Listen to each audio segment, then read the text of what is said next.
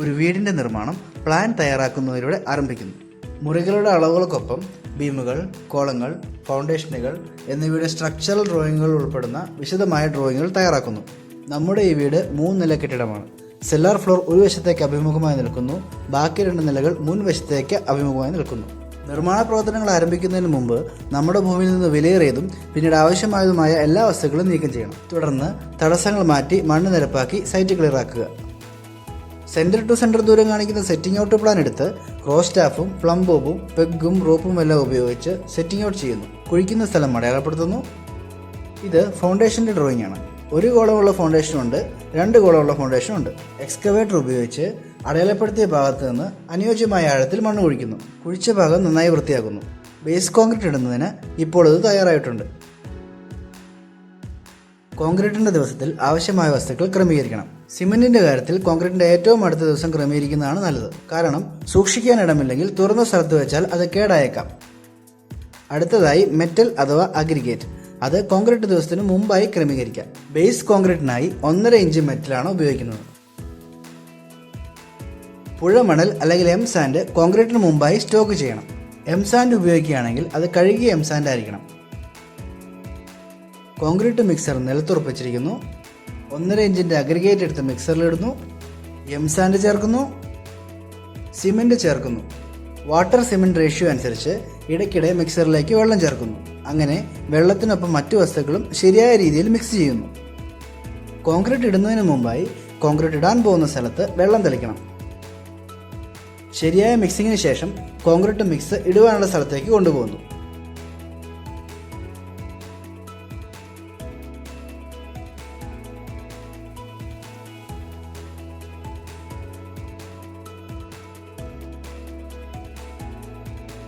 Base കോൺക്രീറ്റിന്റെ level ചെറിയ steel കഷ്ണമോ തടി കഷ്ണമോ ഉപയോഗിച്ച് അടയാളപ്പെടുത്തിയിട്ടുണ്ട്. അങ്ങനെ കോൺക്രീറ്റ് മിക്സ് ഇടുന്നു. അകത്ത് നിന്ന് മിക്സ് നന്നായി പരത്തുന്നു. ഇത് ലെവൽ വരെ തുടരുന്നു. എന്നിട്ട് നന്നായി കോമ്പാക്ട് ചെയ്യുന്നു. അങ്ങനെ ബേസ് കോൺക്രീറ്റ് പൂർത്തിയായി. ഫൗണ്ടേഷനിൽ അടുത്തത് റെയിൻഫോഴ്സ്ഡ് സിമന്റ് കോൺക്രീറ്റ് സ്ട്രക്ചറാണ്. അതിനായി വ്യത്യസ്ത അളവുകളുള്ള റീബാറുകൾ അഥവാ സ്റ്റീലുകൾ ക്രമീകരിച്ചിരിക്കുന്നു. സ്റ്റീൽ കട്ടിംഗ് മെഷീൻ ഉപയോഗിച്ച് ഇത് അനുയോജ്യമായ നീളത്തിൽ മുറിക്കുന്നു. RCCക്കായി സ്റ്റീൽ മാറ്റ് തയ്യാറാക്കി. ഇത് സ്റ്റിറപ്പ് നിർമ്മാണമാണ്. 8 mm ഡയ സ്റ്റീൽ എടുക്കുന്നു. അത് വളച്ച് പില്ലർ അഥവാ കോളം സ്റ്റീലുകളെ ബന്ധിപ്പിക്കുന്നതിന് ഒരു റെക്ടാങ്കിൾ ആകൃതിയിൽ തയ്യാറാക്കുന്നു. അതിനുശേഷം ഇത് ബൈൻഡിംഗ് വയറുകൾ ഉപയോഗിച്ച് പില്ലറുകളുടെ സ്റ്റീലുകൾ തമ്മിൽ ബന്ധിപ്പിക്കുന്നു. ഇത് പില്ലറുകളുടെ സ്റ്റീൽ ഫ്രെയിം വർക്കാണ്. അടുത്തതായി സ്റ്റീൽ മാറ്റും പില്ലർ ഫ്രെയിം വർക്കും വെക്കുന്നതിനായി ബേസ് കോൺക്രീറ്റിന് മുകളിൽ അടയാളപ്പെടുത്തുന്നു. അതിനായി സെറ്റിംഗ് ഔട്ട് നടത്തുന്നു. സെന്റർ ടു സെന്റർ അകലത്തിലൂടെ റോപ്പ് വലിക്കുന്നു. അവ തമ്മിൽ കൂട്ടിമുട്ടുന്ന പോയിന്റ് അടയാളപ്പെടുത്തുന്നു. മാർക്കു ചെയ്യുന്നതിനായി സിമന്റ് മണൽ മിക്സ് ഉപയോഗിക്കാം. പ്ലംബോബ് ഉപയോഗിച്ച് റോപ്പിന് താഴെയായി വ്യത്യസ്ത പോയിന്റുകൾ അടയാളപ്പെടുത്തുന്നു. ഈ പോയിന്റുകൾ ഒന്നിച്ച് ഒരു ലൈൻ രൂപപ്പെടുത്തുന്നു. അങ്ങനെയുള്ള 2 ലൈനുകൾ കൂട്ടിമുട്ടുന്ന പോയിന്റാണ് മാറ്റിന്റെയും പില്ലർ ഫ്രെയിം വർക്കിന്റെയും centre point. Pillar frame work വയ്ക്കുന്ന പോയിന്റുകൾ ചോക്ക് ഉപയോഗിച്ച് അടയാളപ്പെടുത്തുന്നു. അടയാളപ്പെടുത്തിയ സ്ഥാനത്തും കവർ ബ്ലോക്കിനും മുകളിലുമായി സ്റ്റീൽ മാറ്റ് വയ്ക്കുന്നു. അതിനുശേഷം നേരത്തെ തയ്യാറാക്കിയ പില്ലർ ഫ്രെയിം വർക്ക് താഴേക്ക് കൊടുക്കുന്നു.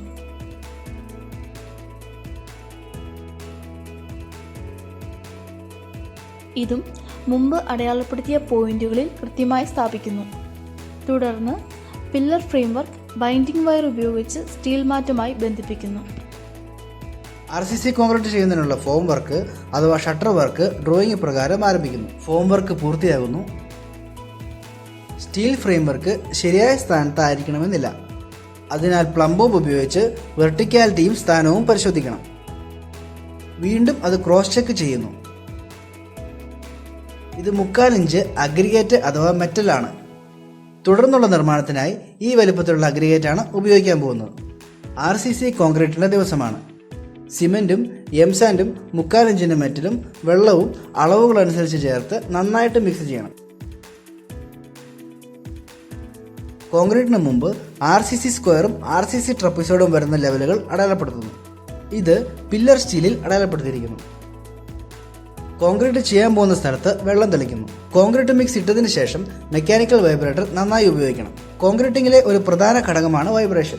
കോൺക്രീറ്റിനകത്തുണ്ടാകാൻ സാധ്യതയുള്ള എയർ ബബിളുകൾ നീക്കം ചെയ്തും മിക്സ് നന്നായി കൂട്ടിച്ചേർത്തും കോൺക്രീറ്റിനെ ഏകീകരിക്കാൻ ഇത് സഹായിക്കുന്നു. കോൺക്രീറ്റിന്റെ എല്ലാ ഭാഗത്തും വൈബ്രേഷൻ എത്തുവാൻ പ്രത്യേകം ശ്രദ്ധിക്കണം. അങ്ങനെ കോൺക്രീറ്റ് ഫോം വർക്കിന്റെ ആകൃതിയിൽ ഉറപ്പിക്കുന്നു. എന്നിട്ടത് നിരപ്പാക്കുന്നു. RCC സ്ക്വയർ പൂർത്തിയായി. RCC ടേപ്പർ തയ്യാറാക്കുന്നതിന് മുകളിൽ നിരപ്പാക്കിയ ഉപരിതലത്തിലേക്ക് കോൺക്രീറ്റ് ഇടുന്നു. ശേഷം മെക്കാനിക്കൽ വൈബ്രേറ്റർ ഉപയോഗിക്കുന്നു. അതിനുശേഷം കരണ്ടിയും മറ്റും ഉപയോഗിച്ച് ട്രപ്പീസോയിഡിന്റെ ആകൃതിയിലാക്കുന്നു. മുകളിൽ നിന്നുള്ള ലോഡ് താഴെ ഭൂമിയിലേക്ക് ഒരുപോലെ കടത്തിവിടാൻ ഈ ടേപ്പറിന്റെ ആകൃതി സഹായിക്കുന്നു. ശേഷം നന്നായി ഫിനിഷ് ചെയ്യുന്നു. ഇതുപോലെ എല്ലാ കുഴികളിലും RCC സ്ട്രക്ചർ തയ്യാറാക്കുന്നു. അങ്ങനെ ആ ദിവസത്തെ കോൺക്രീറ്റ് അവസാനിക്കുന്നു. അടുത്ത ദിവസം മുതൽ ഇടയ്ക്കിടെ അത് നനച്ചു കൊടുക്കണം. കോൺക്രീറ്റിന് വെള്ളം നനയ്ക്കുന്നത് വളരെ പ്രധാനപ്പെട്ട ഒരു കാര്യമാണ്. അത് കോൺക്രീറ്റിൽ നിന്ന് ഈർപ്പം നഷ്ടപ്പെടുന്നത് തടയാൻ അനുകൂലമായ താപനില നിലനിർത്തുന്നു. ജലത്തിന്റെ അഭാവം കോൺക്രീറ്റ് ചുരുങ്ങാൻ ഇടയാക്കുന്നു. അത് വിള്ളലിന് കാരണമാകും. ചെറിയ പില്ലർ അല്ലെങ്കിൽ കോളം തയ്യാറാക്കുന്നതാണ് അടുത്ത ജോലി. ഇത് RCC ട്രപ്പിസോയിഡിനും ബീം ബെൽറ്റിനും ഇടയിലുള്ള ചെറിയ പില്ലറാണ്. സെറ്റിംഗ് ഔട്ട് ചെയ്യുന്നു. നിർമ്മിക്കാൻ പോകുന്ന ചെറിയ പില്ലറിന്റെ പുറം ഭാഗം പ്ലംബോ ഉപയോഗിച്ച് ടേപ്പറിന് മുകളിൽ അടയാളപ്പെടുത്തുന്നു. ശേഷം അതിന്റെ വെർട്ടിക്കാലിറ്റി പരിശോധിക്കുന്നു. അതിനു മുകളിലായി ഒരു ചെറിയ ഷൂ നിർമ്മിക്കണം. ചെറിയ പില്ലർ ശരിയായി സ്ഥാപിക്കുന്നതിനാണിത്. ഷൂവിന്റെ ഷട്ടർ ഉറപ്പിക്കുകയും കോൺക്രീറ്റ് ചെയ്യുകയും ചെയ്യുന്നു. അടുത്ത ദിവസം ഷൂവിന്റെ ഷട്ടർ മാറ്റുന്നു. അതിനുശേഷം ചെറിയ പില്ലറിന്റെ ഫോം വർക്കുകൾ ശരിയാക്കി ഷൂവിൽ ഉറപ്പിക്കുന്നു. ഇപ്പോൾ ചെറിയ പില്ലർ കോൺക്രീറ്റ് ചെയ്യാം. ശരിയായി നനച്ചതിനു ശേഷം കോൺക്രീറ്റ് മിക്സ് തയ്യാറാക്കി ഫോം വർക്കിനുള്ളിലേക്ക് ഒഴിക്കുന്നു. കോൺക്രീറ്റ് സമയത്ത് മെക്കാനിക്കൽ വൈബ്രേഷൻ അല്ലെങ്കിൽ ഹാൻഡ് കോമ്പാക്ഷൻ ചെയ്യണം. അടയാളപ്പെടുത്തിയ ലെവൽ വരെ കോൺക്രീറ്റ് ചെയ്യുന്നു. ഫോം വർക്കുകൾ ഷീറ്റുകൾ ഉപയോഗിച്ചോ തടികൾ ഉപയോഗിച്ചോ നിർമ്മിക്കാം. അടുത്ത ദിവസം ഫോം വർക്ക് മാറ്റുന്നു. ഇതാണ് നമ്മുടെ ഫൗണ്ടേഷൻ. ഇതിൻ്റെ എല്ലാം മുകൾ ഭാഗം ഒരേ ലെവലിലായിരിക്കും. ഇതിന് മുകളിൽ ആയിട്ടാണ് പ്ലിന്ത് ബീം ബെൽറ്റ് നിർമ്മിക്കുന്നത്.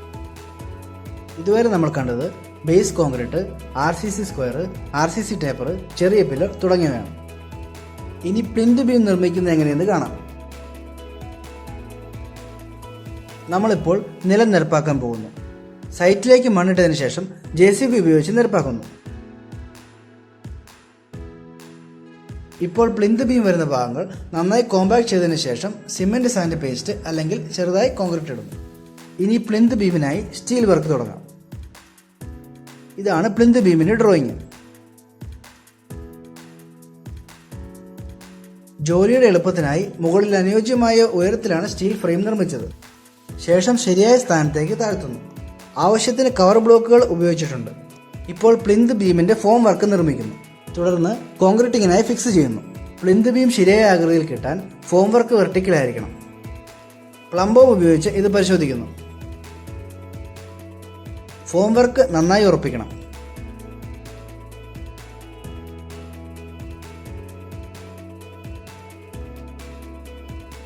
കോൺക്രീറ്റ് ചെയ്യുന്ന ദിവസം ഇതിൽ വെള്ളം തെളിക്കുന്നു. കോൺക്രീറ്റ് മിക്സറിൽ കോൺക്രീറ്റ് നന്നായി തയ്യാറാക്കിയതിനു ശേഷം ബീം ഷട്ടറിൽ ഇടുന്നു. അടുത്തത് ശരിയായ വൈബ്രേഷനാണ്. നല്ല ഉറപ്പിന് അത് ആവശ്യമാണ്. അതിനുശേഷം ഫിനിഷ് ചെയ്യുന്നു. അങ്ങനെ പ്ലിന്ത് ബീം ബെൽറ്റിന്റെ കോൺക്രീറ്റ് പൂർത്തിയാകുന്നു. മറ്റൊരു ദിവസം ഫോം വർക്കുകൾ നീക്കം ചെയ്യുന്നു. ഈ കെട്ടിടത്തിന്റെ ഒരു വശം റിട്ടേണിംഗ് വാളാണ്. അതിനുവേണ്ടി ആ വശത്ത് സ്റ്റീലുകൾ ഇട്ടിട്ടുണ്ട്. നിർമ്മിക്കാനിരിക്കുന്ന കോളങ്ങൾ അഥവാ പില്ലറുകൾക്ക് വേണ്ടിയും സ്റ്റീലുകൾ ഇട്ട് വെച്ചിട്ടുണ്ട്. അപ്പോൾ നമ്മുടെ വർക്ക് പ്ലിന്ത് ബീം ലെവൽ വരെ തീർന്നിട്ടുണ്ട്. ശരിയായ പ്ലാനിംഗ് വഴിയും മണ്ണിന്റെ ട്രാൻസ്പോർട്ടേഷൻ നോക്കുന്നത് വഴിയും വസ്തുക്കളുടെ പാഴാക്കൽ കുറയ്ക്കുന്നത് വഴിയുമൊക്കെ നമുക്ക് പണം ലാഭിക്കാൻ കഴിയും. മെറ്റീരിയലിന്റെ നല്ല നിലവാരം, കോൺക്രീറ്റിന്റെ സമയത്തെ വൈബ്രേഷൻ, കോൺക്രീറ്റിന് ശേഷമുള്ള വാട്ടർ ക്യൂറിംഗ് തുടങ്ങിയവ കെട്ടിടത്തെ കൂടുതൽ ഉറപ്പുള്ളതാക്കാൻ സഹായിക്കുന്നു. നിങ്ങളുടെ അഭിപ്രായങ്ങളും നിർദ്ദേശങ്ങളും ഇമെയിൽ വഴി അറിയിക്കണം. ബാക്കിയുള്ള നിർമ്മാണം അടുത്ത വീഡിയോയിൽ അപ്ഡേറ്റ് ചെയ്യാം. താങ്ക്